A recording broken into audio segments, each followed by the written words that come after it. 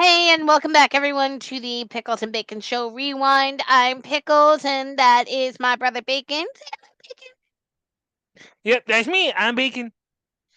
All right, you guys. Today we are reviewing and discussing the Buddy Holly story. In case you don't know what this movie is about, Deke, tell them what this movie is about.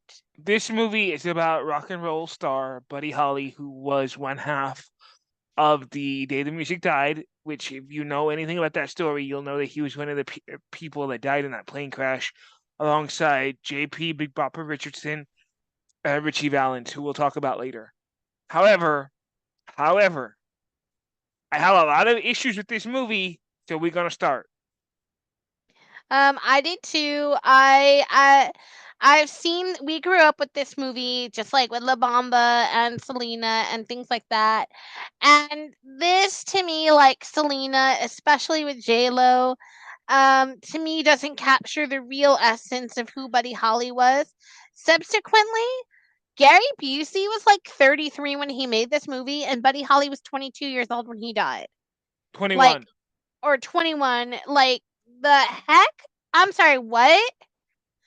And then the guy that they have playing the drummer and the bass player, they're like 35. And their names ain't even correct. Like, okay, like, here's the thing, right? Yeah. Now I'm gonna tell you a little bit about this movie. So as you know, he plays Buddy Holly, right?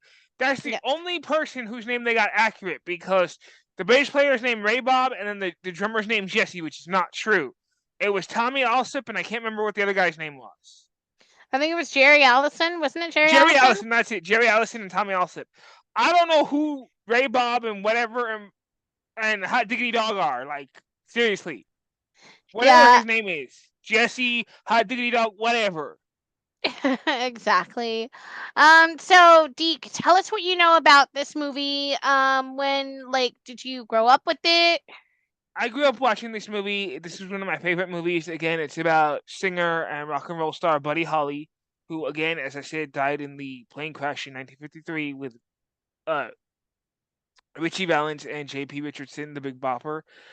And again, like, I have so many critiques with this movie, like, it's not even funny. So we're gonna jump in. I'm gonna just we're both gonna discuss this one, because this one is all over the place.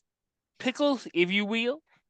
Okay, so the Buddy Holly story is a 1979 American musical, biographical drama film directed by Steve Rash, which tells the life and career of rock and roll musician Buddy Holly. It features an Academy Award-winning musical score adapted by Renzelti and adapted by Gene Renzel, and won an Oscar in had an Oscar nominated lead performance by Gary Busey.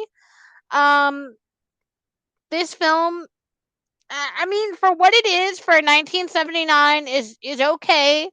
It's not the best in terms of the biopics who have come out recently, such as like Walk the Line or Ray. But it I guess it tells a story. There's many factual things that are inaccurate, and we'll get to that here later.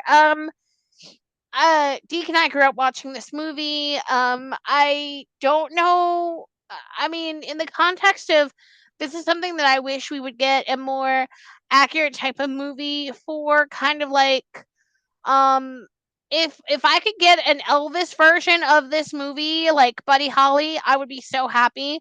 But I feel like Buddy Holly gets overlooked a lot for his contribution, because I'm a firm believer that if Buddy Holly had lived, Elvis would have never got as big as he did. No, I'm I just feel saying. like Elvis would have been big in the 50s, but I think after he dropped out and went in the army, I think Buddy Holly would have taken over. For sure, for sure. All right, so this movie opens at a Lubbock roller rink with the song Mockingbird Hill in 1956. Now, did Buddy Holly ever really sing this song, Mockingbird Hill? Yeah, because I was like, I don't think I've ever heard Buddy Holly He said, singing the song. well, at this time, okay, so when the movie opens, right, it's supposed to be like, I would say 53, right? 53, 54, No, right? it's 1956. Okay, so 56. So around that time, he already had That'll Be the Day written because he had already seen the John Wayne movie. So he Mhm. already had That'll Be the Day and like several other songs written. Now, where these other songs came from, like Mockingbird Hill, I have no idea. But he was doing like gospel songs mostly. Yeah. I think Mockingbird Hill, isn't that like a Les, is it Les Paul? Les Paul and Mary Ford. That must be a Gary Busey thing because I don't ever remember. I've never heard Buddy Holly sing this. There's no tapes of it. There's no nothing. Like they released a few years ago. They released stuff where he did in his New York apartment and stuff before that. I've never heard that song ever. Yeah, I was wondering when I was watching this back where he had gotten this song from or whatever. And also the roller rink. That was a very interesting choice to start the film because to me it made it look like that opening bit. On the outside of the roller rink it says the Buddy Holly Hayride or something like that, which made me already think that he had already been an established artist in 1956, which I thought he already had records out at that time, didn't he? And that's not factual because in '56, if you know, he was already on the Louisiana Hayride with Elvis Presley and Johnny Cash. Yeah. There's So videos of it. Like I can literally bring up a video from 1956 where he's already on the Louisiana Hayride with Buddy Holly. With it's Buddy Holly, Johnny Cash, and Elvis Presley. yeah, and then so in the same scene, you get to see, him and the crickets, they're setting up on the stage. Buddy Holly's talking into like this old fashioned microphone. It's kind of hard in a lot of these older like biopics, it's kind of hard to figure out and decipher who's who in these movies. Because if it's not readily clear, Gary Busey up here, ooh, right here, behind me, is playing the part of Buddy Holly. Um, and and then right away, like it goes into like his parents, and then not goes into it, but then they're singing Mockingbird Hill. It's like a country song, and then he starts with "That'll Be the Day," and then everybody starts rocking, and then I guess because this performance is attached to some sort of radio program, they're playing this song on the radio when he's singing "Oh Boy," and people start condemning it because once upon a time people hated rock and roll like they hate rap and things like that. So Okay, I see, just it thought I'd says point that out. okay. So listen, I just fact checked. So the movie opens in '56, right? That is not Yep. accurate because listen. Fun fact. Okay, this is what it is. Fun fact. Buddy Holly and his friends Bob Montgomery opened opened for Elvis Presley February 1955 at the Fair Park Coliseum in Lubbock, Texas. Buddy borrowing Presley's guitar for a 3-night show. So Yeah, why there's so why it's saying that he's starting out is not factual because he was already touring in '55. So yeah. Which is what I thought. And then after that, so Buddy causes a scene, of course, singing "Rocking Around" with Ollie V, which he calls it a bop, by the way, which I'm glad we brought that word back because everything now is a bop. I'm like, that's a bop, that's a banger. I like that word, by the way. All right, so the radio jockey is getting calls from upset parents because he's playing that bebop music. And I was like, I love that for those parents. Like, I love that for you guys. And then of course the crickets go into "That'll Be the Day," and all the kids are dancing and like skating around in this like roller rink or whatever. Look, I don't know how to roller skate. I'm not even gonna try to take that stolen valor from people. It's just not my bag. Look, I'm built for comfort, not for speed. I'm not trying to be zipping around in these streets like that, okay? And then of course, after you're doing the devil's work, the next thing you gotta go into is you're at the church, which anyway, sorry about that. And the preacher's giving a sermon. And I kind of fell asleep during that part because, like, honestly, anytime there's like a church thing that isn't like a funeral or a wedding, I'm sleepy. So moving right along, then Buddy's at home at dinner with his parents, who are telling him about the music he plays, which is also not true. Buddy Holly's parents always encouraged him to play music, and they always liked the type of music that he played. and also where were his siblings at? Because Yes. if this is still in the early '50s or like toward the late '50s, he would have still at least had one brother still living there with his parents. So where were his siblings at? Yeah, they never mention their siblings. Oh, speaking of which, I thought I just read an article that Tommy Cash Johnny Cash. passed away. Anyways, sidebar. Sorry, we go on weird tangents. And then the next thing is Buddy Holly's having a talk with his girlfriend in the car. Um, do we really learn that girlfriend's name, by the way? And can I just mention? Apparently, her name is Cindy Lou, but here's the thing. This is only for the movie because if you listen to the actual documentaries of Buddy Holly, Cindy Lou was his cousin, not his girlfriend. Yes.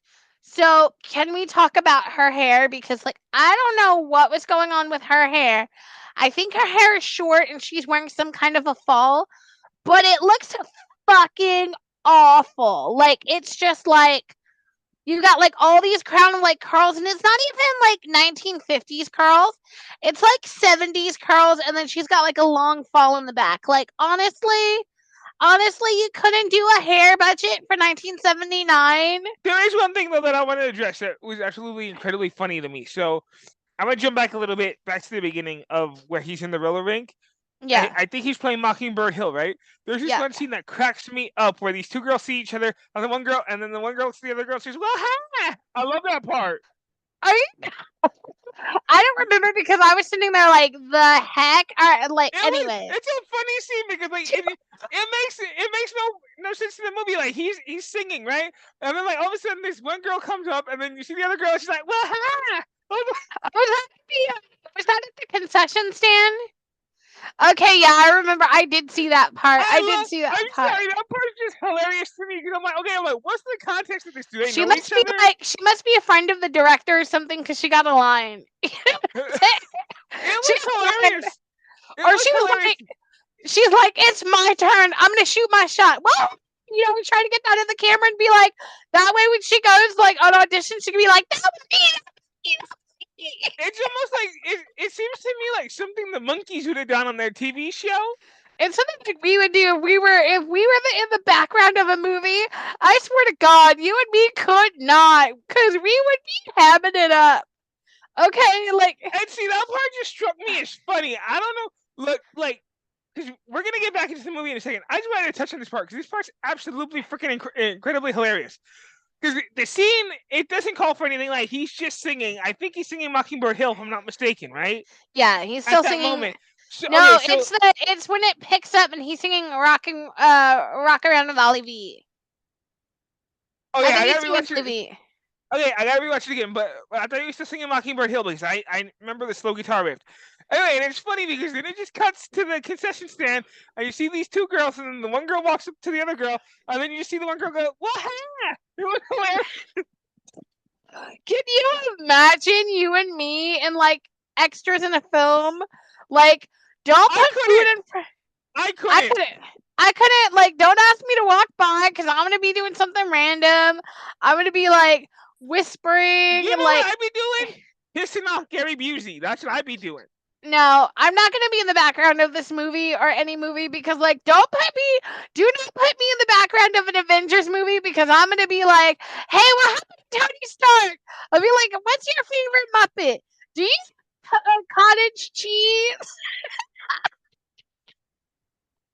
So, hey Tony, so if we play in your lab, can we get special powers too?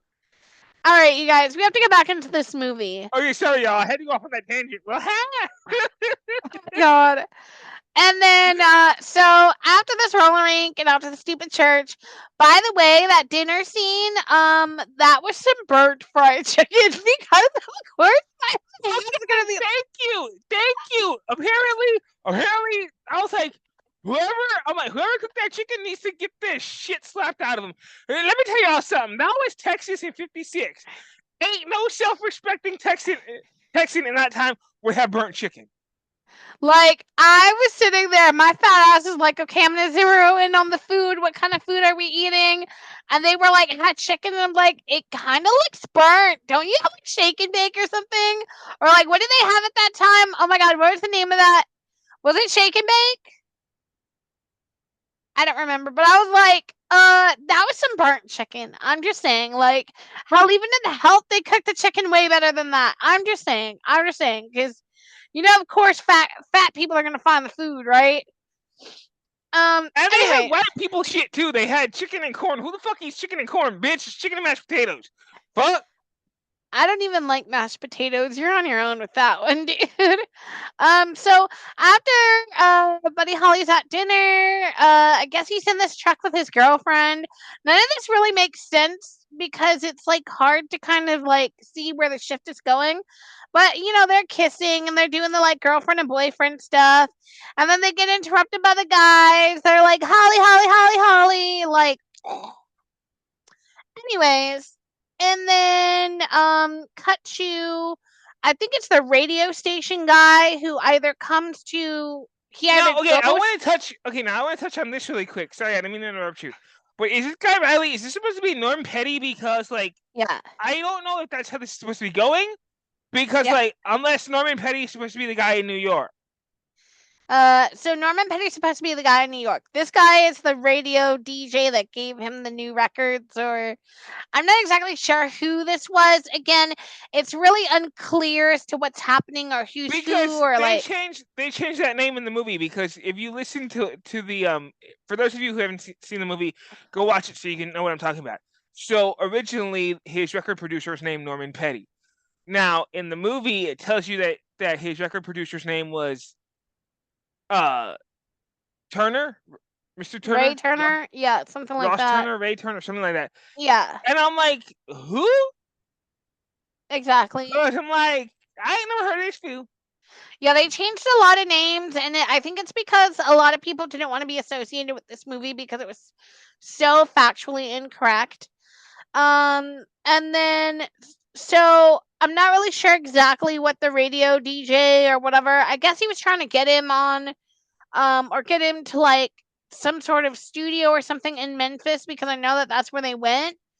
So the crickets. There's Uh, okay. Hold on. There's another funny scene that we need to yeah, touch on while we're talking about the radio guy.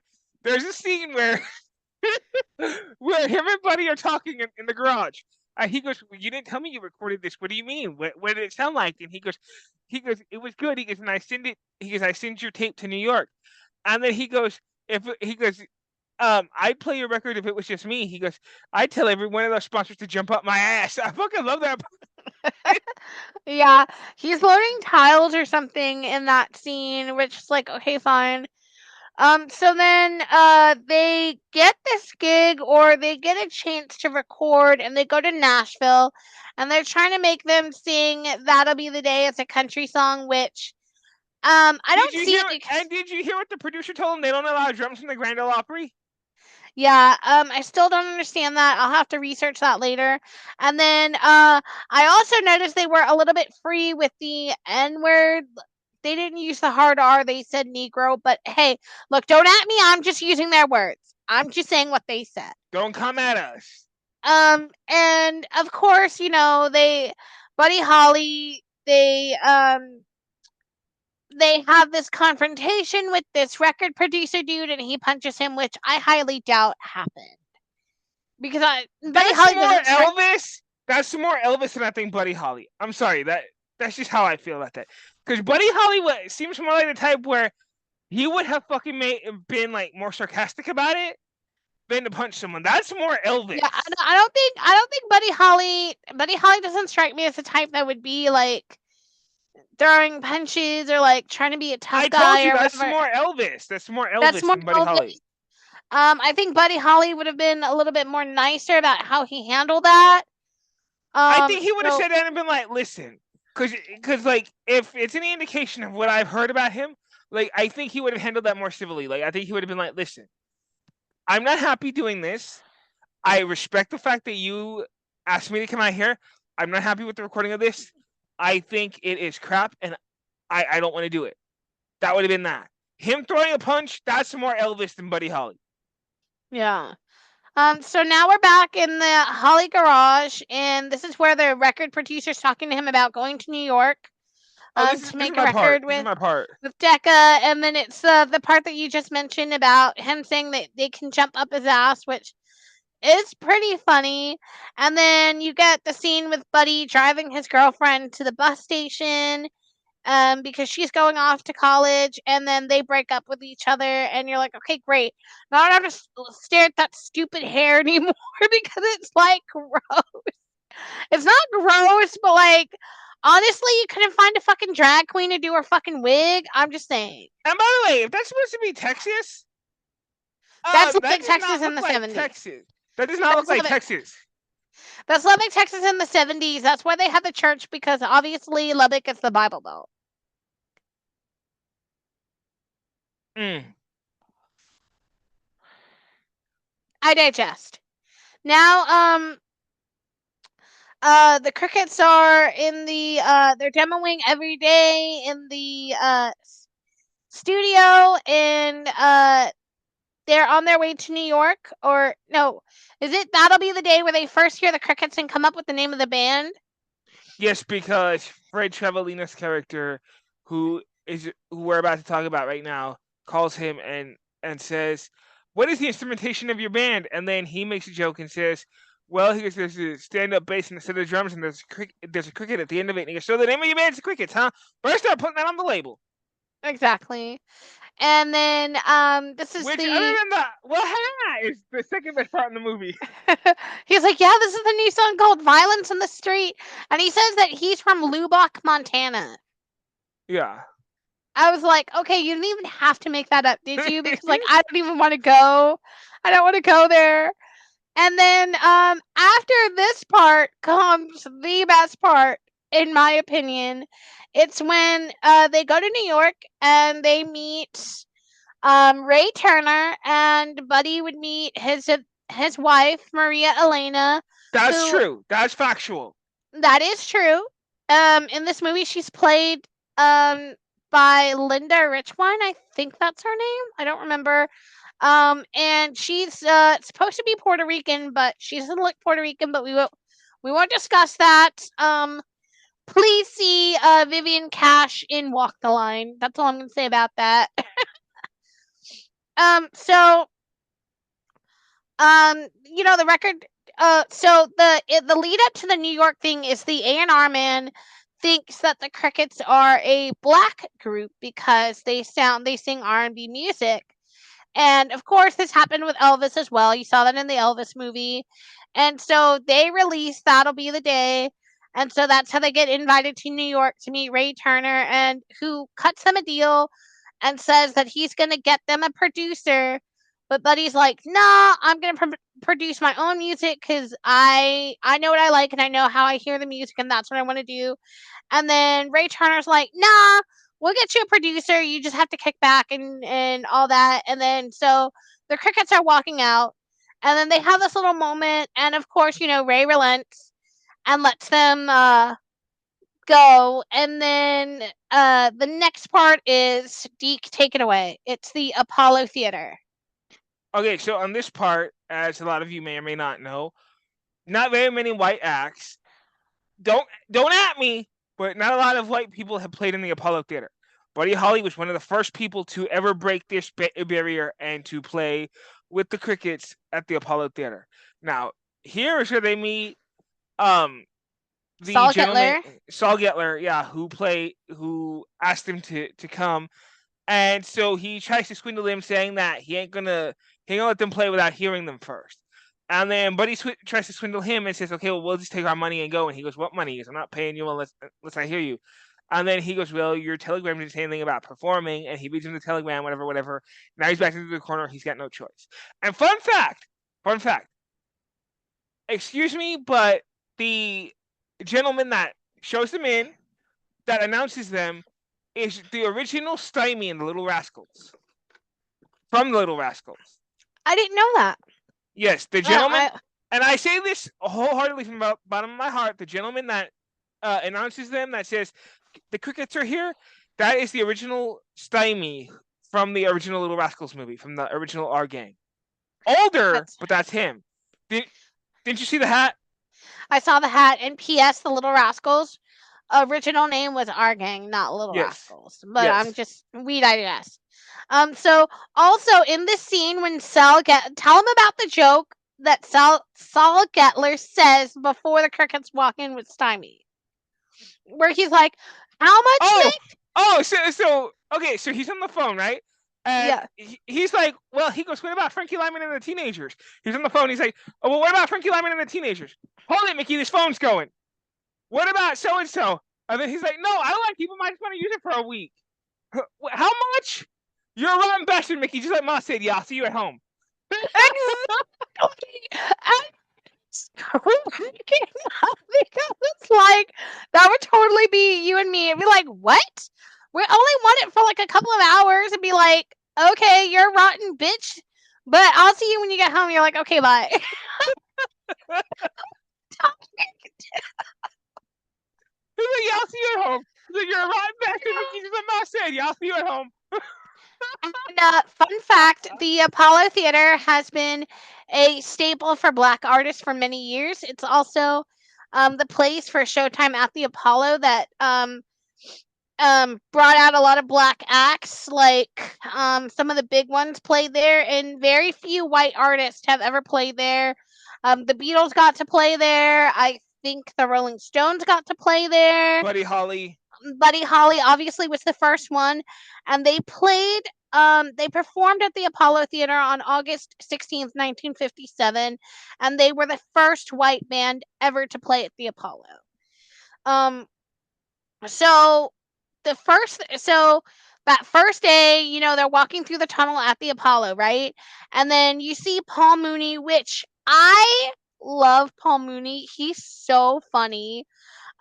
He is playing Sam Cooke in this movie, and he's only in this movie for like 10 minutes, I think. In this little By the sequence way, when they get to New he does an York. amazing job because he actually looks like Sam Cooke. He did. He looked just like Sam Cooke. By the way, Sam Cooke's story is That's one that they need to tell because they never tell that story. Like that would I be a never movie. that would be a great biopic. That and a good Robert. I need a good Sam Cooke movie and I need a good Robert Johnson movie. But yes, that is Sam Cooke. That is what he really looks like. And Paul Mooney played this part really good. He actually sang "You Send Me," and then he welcomes Buddy Holly and the Crickets onto the stage. And when the curtain closes on Sam Cooke and then opens on the Crickets, and the audience is an all black audience, and they're completely shook, like what is going on right now? And so the Crickets start out with "Oh Boy," and the crowd is like little bopping, they're like, okay, cool, we can go into this. And then they go into "It's So Easy," and then they end with Rave On, and the crowd is dancing, they love it, they're going for it or whatever. And then okay, and then after this they have to get on the caravan, like a bus with all these black artists, and their first hotel stop. Tell them about the hotel stop, Deke. Where they all go in and Paul Mooney's speaking because Oh, he's okay. Sam So Cooke. yeah. So I love this part. Okay. So sorry, it took me a minute. Brain's all foggy. So okay. So they walk in, and the man behind the desk, the gentleman behind the desk, I'm gonna be respectful. The gentleman behind the desk says, Mr. Cook, you do know this is a black hotel. And he goes, oh, he goes, you mean there's no room for my entourage? The gentleman, not missing a beat, goes, oh yeah, we got plenty of room out there for your car. He goes, no. He goes, entourage. He goes, see, these three young men are with the Caucasian persuasion, whatever. So then he goes, Mr. Cook, I like your style. Sign here. So then the drummer, Bebop Alula, whatever his name is, so it goes, y'all go up to the room, I'll sign this. Best part in the movie. Oh yeah, it was so funny because he was like, "These are my personal valets, and Yeah. they need the room right next to me." He's And like, I you mean was to just tell me like, you got three white valets? "Yeah," and I was like, "That's so funny. I like that for them." And then of course after that, they have this like little like um scene where they're like in their room, and then Buddy Holly introduces the wire rim glasses, which I think he was already wearing them by that time. Y'all, I don't If it's know. 57, yeah, he already had the dark glasses. He Yeah. didn't have the other ones that they mentioned in the early part of the movie. And then, so, okay, this next part gets on my nerves because who was casting this movie? Then it launches into another performance where They're having an impromptu session with Eddie Cochran, and they sing a whole lot of shaken. You guys, in case you all didn't know, Eddie Cochran in 1957 is like 19 years old. He's a child. The man playing him is like fucking 40. Excuse me, sir? Like, on what planet? On what planet? Brian Setzer was more of age than that guy was. I mean, Brian Setzer was still older, but like, I mean, at least he looked a little bit like Eddie Cochran because, like, you have to remember, Eddie Cochran was 21 years old when he died. He didn't look older, but I mean, he looked like he was at least like 25 or 26. But like when I found out he was only 21, I was like, um, why is this 40-year-old man playing Eddie Cochran? But I digest. And then after this, like, whole lot of shaking, Buddy and the Crickets are at the car dealership. They want to buy a car. Buddy's telling the guys that he wants to move to New York because that's where the music is and that's where the work is. Which, again, this part ain't true either. This part is not true either. And everyone's like, no, they're homesick. They want to go back to Lubbock. And then Buddy, and then they like leave and go solo or whatever. And then this is also the time when he starts courting Maria. And this is kind of the part where I sort of start checking out because this movie was starting to get on my nerves. So Deke, take us through what happens after him and Maria are dating, so on and so on. Well, basically, the whole thing with him and Maria dating, it's kind of all over the place and it's very unfactual. And I don't even want to touch on this because like I'm just so pissed off at it, but I'm just gonna touch on it a little bit. A lot of the things that a lot of the dialogue in this kind of makes no sense. I'm like, why are you in a movie theater and why do you have freaking 3D glasses on over your regular glasses? Like, I know that they were like on a date or whatever, and like he proposes to her really fast. They get married. Okay, great. And then the actual story that was happening around this time was that um the record company was taking a lot of money from Buddy Holly and he had to go back on the tour. I was getting to that. So basically, Go ahead. the whole point is around this time. And by the way, Maria Elena and Buddy Holly married like literally right away. They didn't date or anything. They married right away because story goes, he asked her out. He asked her out to dinner, and then that night at the restaurant, he proposed to her. They were married that next day. That's the original story. She has even said this. Maria Elena has even said this. Now, the whole point of this was the car lot from the car lot to the whole scene with Maria. It's just it's unfactual, and I'm gonna explain why. So the original reason the Crickets left Buddy Holly was because there was their manager Norm Petty at the time was taking all the money. He was, they were releasing all these songs and all these albums, and Buddy Holly was like, "Now wait a minute." He's like, "Wait a minute now." He's like, "Well, actually, it wasn't Buddy, it was Maria." She's like, "Wait a minute now." She's like, "Hold on, you're doing these shows, and you're selling X amount of albums. Where's the rest of this money?" So he was like, "Well," he's like, "I never really thought of it." So he goes to Norman Petty. Norman Petty's like, "Oh," he's like, "I'm not going to give you this money." He's like, "I'd rather see you dead before I give you this money." Whatever. So Buddy didn't want to deal with it. So the only way that he could get back all this money was to go on a tour. Reluctantly, he was like, "Fine." He's like, "If I have to go on this tour," he's like, "I'll get me a whole new band." So he brought back his drummer Tommy Allsup, who I think was the only one who stayed with him, and then he got Waylon Jennings, and I forgot who the other guy was that he got. I don't remember. Anyways, to make a long story short, so he got Waylon Jennings, Tommy Allsup, and whoever, and they did the Winter Dance Party tour, which we'll get into in a minute. And the whole reason that they did this tour is because of the money thing, and so we're gonna just touch on that. We'll leave that one there for right now. We'll get to the Winter Dance Party tour in a minute. Go ahead. So, they have to go on this tour, and at this time, Maria Elena is pregnant. Which obviously would have been such a huge deal. Like, and obviously when Buddy dies, she has a miscarriage, but that's neither here nor there. So the winter dance party, they played in Clear Lake on February 2nd, Now we're nineteen gonna touch sixty on nine. this because I'm gonna bring this up. Now they were zigzagging. Now if you actually look at the tour map, I'm gonna bring it up. Hold on a second. So if you look at the tour map, they were zigzagging like this, going like they would go from Chicago to New York to back to Chicago to Indiana to like all these places. They were zigzagging like this. Hang on, I'm trying to bring it up. So the winter dance party, the bus had broke down, and Buddy Holly and some of the other guys were like, "We're sick and tired of being on this bus. It's cold. We're getting sick, and we kind of want to have our own place to like chillax for a little while." Okay, And Buddy, see, here's the tour schedule. Okay, so they were going, so it was like this, right? It was like this. They were in Milwaukee, Wisconsin. Then they were in Erie Claire, Wisconsin. I think that's his. Hold on, man. I'm about to kill this cat. Yo, talk amongst yourself. She just dropped all the litter all over the floor. all right, Okay, all right. I don't know. They were in Montreville. I can't read a lot of these places. I'm sorry, y'all. I'm dyslexic. I can't read a lot of these places.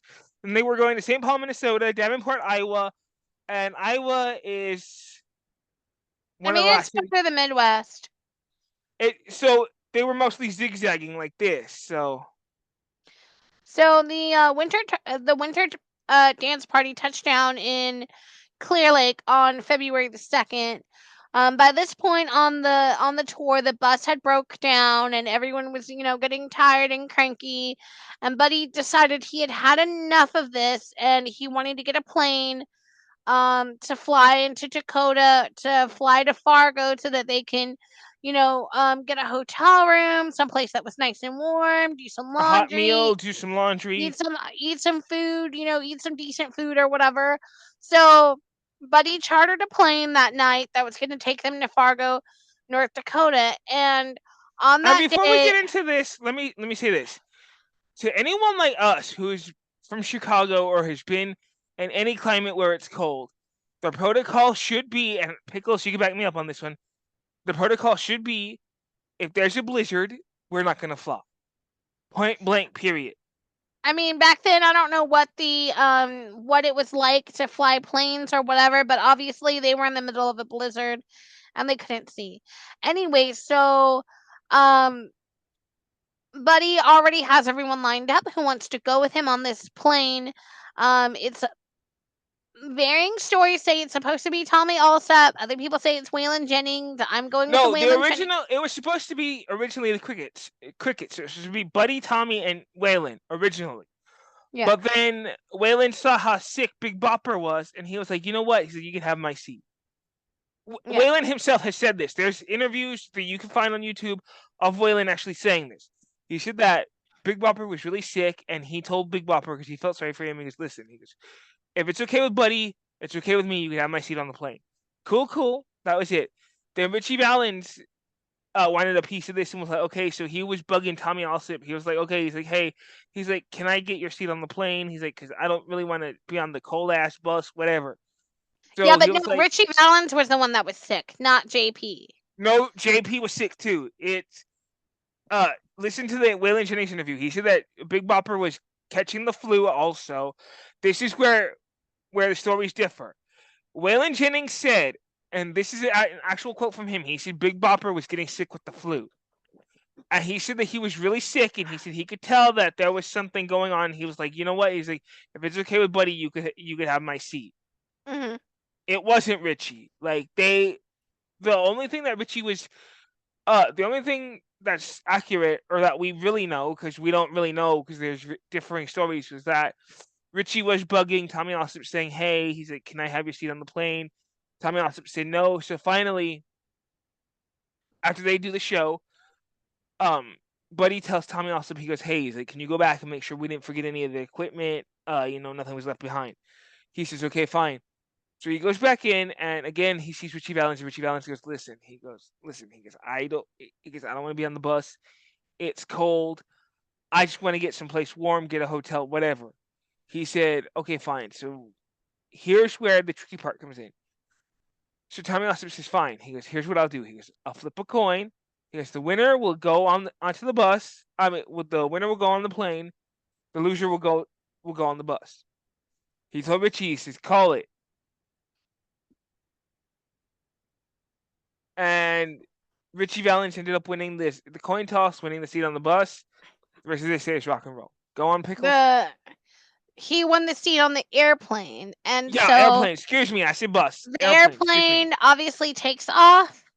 And in the early morning hours of February the 3rd, 1959, the plane crashed in a cornfield in Clear Lake, Iowa.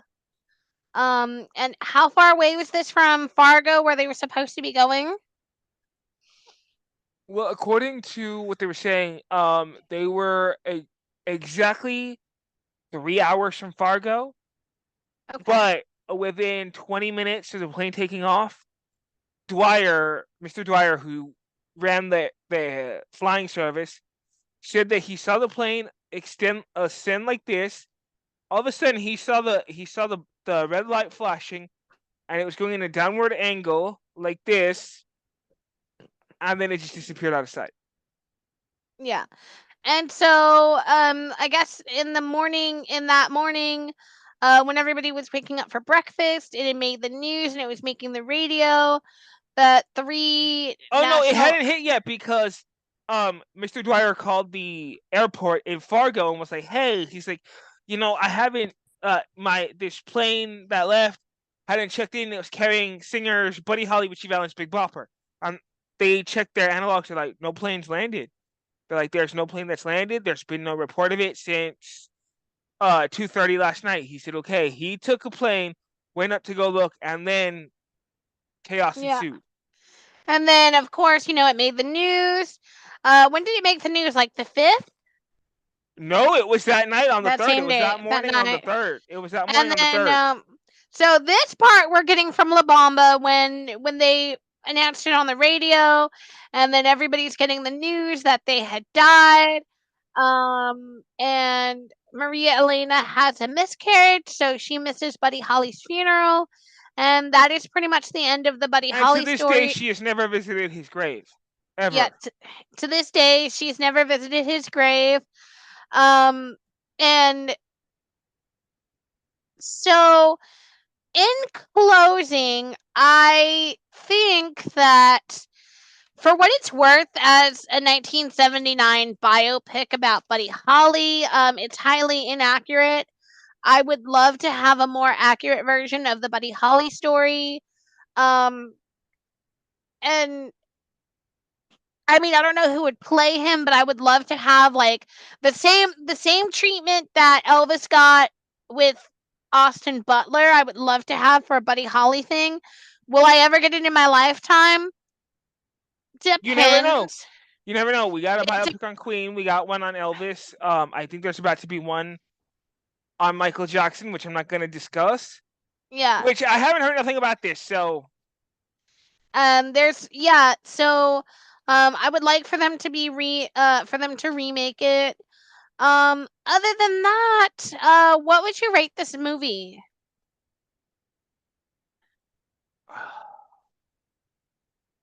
I gotta really think about this one because it's hard for me to rate this one because like I'm kind of torn because I love Buddy Holly. You know this. I'm a huge Buddy Holly fan. Same, But same. at the same time, this movie was kind of crap, and I think he would have been really disappointed in how they told the story. So, with that being said, and taking massive points away from Gary Busey, son, I'm looking at you. I don't give a shit. I don't give a shit. You wasn't Lethal Weapon. I'll whoop your ass. I'll whoop your old ass. Chill it. Take something. Go sit in the corner. Chill it. Get it. Let me see. So with all due respect to Buddy Holly and Buddy, I'm sorry. I gotta kind of give this a low score. I'm gonna give it 2.5 out of 10. Same. I would give this a 2.5. I feel like this could have been like a Lifetime movie or like, It's very low budget, and that's fine. Like, I don't expect a huge, big budget, like, blockbuster or whatever, but I do expect, not to have so many creative liberties. I do expect the actors to be closer in age to what Buddy Holly was actually, because Buddy Holly was a young dude when he died in 1959. He was only 22 years old.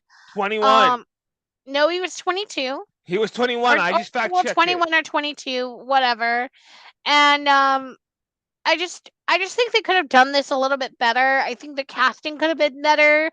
Um, I can't get past that's Gary Busey.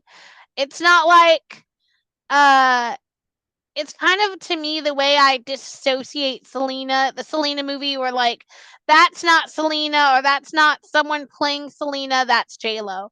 It's like Whereas, it's like when I see a biopic of somebody, I don't want to see the actor. I want to actually see the person they're portraying. Case in point, and I know a lot of people are going to dispute me on this one. Oliver Stone's The Doors. I wasn't seeing Val Kilmer. yeah, I was gonna. Case in point for me was, like, when we saw Elvis, and, like, I was watching Austin Butler. There were so many times I was like, "Oh my god!" I was like, "This is not Elvis. This is Austin Butler playing Elvis." Like, I got lost in that, or the way I associate Walk the Line with not only Johnny Cash but Joaquin Phoenix. Joaquin Phoenix lost himself in the role. First of all, he looked just like Johnny Cash. He sang all those songs just like Johnny Cash. He had the same build, he had the same face. Um, that whole movie took so much out of Joaquin, by the way, with everything that Joaquin Phoenix has been through. But those are the type of movies that I like, where you get lost in the actual movie and you're like, oh my god, that's really Elvis, that's really Johnny Cash, that's really Jamie Foxx. When Jamie Foxx played Ray, my god, he did that so good. And then, I Even mean, Tom Hiddleston as Hank Williams was good. I'm not yeah, even gonna lie. Hiddles as Hank Williams was really good. He looked just like Hank Williams. He sang some of the songs, and he really worked at it. So I did give him props for that. And then, so with this one again, like I said, it's kind of like when I see Selena, like, I don't see J Lo as Selena, or I don't see Selena on the screen. I see J Lo, and I see all of her, everything that we've ever known about J-Lo playing Selena. To me, she just doesn't have that quality that Selena had, where she loved everyone and she was so nice and so sweet. And, like, to me, J-Lo doesn't bring that across in the movie. Um and she doesn't seem human. I don't think she's humble enough in the movie, kind of the way Austin Butler really humanized and played Elvis so humbly, the way that he really was. Like, to me, that was like the perfect biopic. The closest, other than that, the closest that I've seen again was Joaquin Phoenix as Johnny Cash. Like, he nailed that part. Like, that was Johnny Cash. Like, you cannot convince me that wasn't Johnny Cash. Even like I said, Val Kilmer is Jim Morrison. I wasn't seeing Yeah, Val Kilmer. I was seeing Jim even Morrison. even when Sissy Spacek played Loretta Lynn, like, she sang all those songs, she looked like Loretta Lynn. You know what I'm Okay, saying? right there again. Okay, let me say something. Hold on. Let Put a check mark on that for a second. Okay, Hmm. that's another thing that I want to touch on, which not Loretta Lynn, but I want to touch on Patsy Cline. If y'all have seen the Patsy Cline movie, you'll know Jessica Lange played her. Jessica Lange was, no disrespect, she was all of almost 40 playing this character. Patsy Cline was like in her 20s. Stop Exactly. doing that. And by the way, Patsy Cline was a beautiful lady. Dispute me. Exactly. But yeah, so that's why I gave this movie such low scores. And then, not only that, but it's sort of unwatchable. Like, I only got to the part where Buddy and his wife Maria Elena were dating after the movie, and then I was like, I cannot watch this anymore. Like, I'm so frustrated. It's horrible, especially when you're a huge Buddy Holly fan and you know the actual facts. You've read the book, you've seen the documentaries, you've heard people discuss it. You're like, I cannot with this. I'm done. Like, I didn't even get to the end, and I know how the movie ends. So that's why I gave it such low scores. But anyway, so that was the movie, The Buddy Holly Story. Deke, what do you want to do next week? What do you want to do on Sunday? Don't know. I haven't gotten that far yet. All right. Well, if not, I think we should do a book. Do you want to do a book? You know what? Yeah, let's. If you've read it, I don't know if you've read it yet. Let's talk about the Henry Winkler book. Okay.